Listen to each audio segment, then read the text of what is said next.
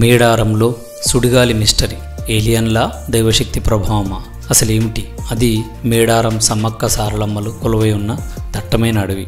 August 31 రాత్రి తెల్లవారితే September 1వ తేదీ ఉన్నట్టుండి ఏదో సుడిగాలి అత్యంత భయంకరమైన వేగంతో వీయడం మొదలుపెట్టింది. అలా కొన్ని గంటలు గడిచింది. తెల్లవారాక చూస్తే ఒకటో రెండో కాదు, ఏకంగా 1,00,000కు పైగా చెట్లు కూలి పడిపోయి ఉన్నాయి. అది 20 కిలోమీటర్ల పొడవునా పడిపోయాయి.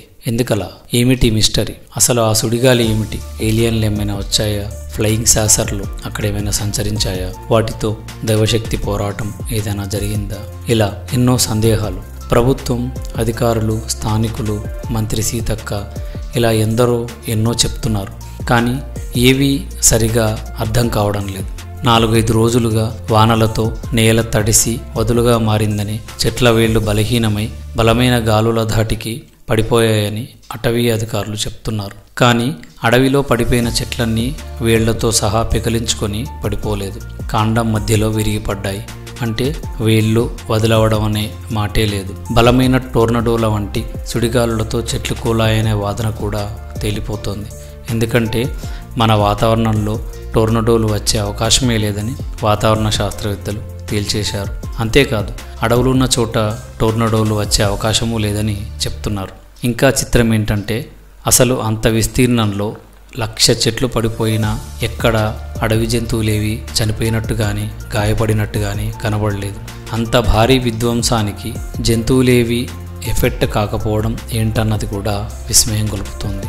1996లో మధ్యప్రదేశ్లోని ఓ రిజర్వ్ ఫారెస్ట్లో కూడా ఇలాంటి ఘటన జరిగిందని, కానీ దానికి కారణం ఏంటనేది ఇప్పటికీ కూడా ఎవరికీ అంతుపట్టలేదని నిపుణులు చెప్తున్నారు.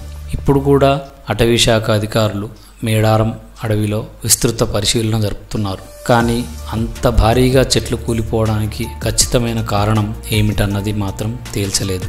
అడవిలో కూలిన చెట్లను పరిశీలించిన మంత్రి సీతక్క సమ్మక్క సారలమ్మ దయవల్లే విధ్వంసం తప్పిందని చెప్పారు. ఆ గాలి ఏదో ఊర్లపైకి వచ్చి పెను విధ్వంసం జరిగేదని అన్నారు.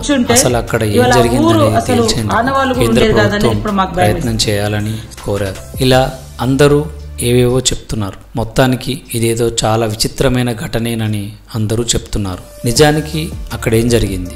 సమ్మక్క సారలమ్మలు కొలువై ఉన్న మేడారం అడవిలో రాత్రికి రాత్రి 1,00,000 చెట్లు కూలిపోవడం ఏమిటి?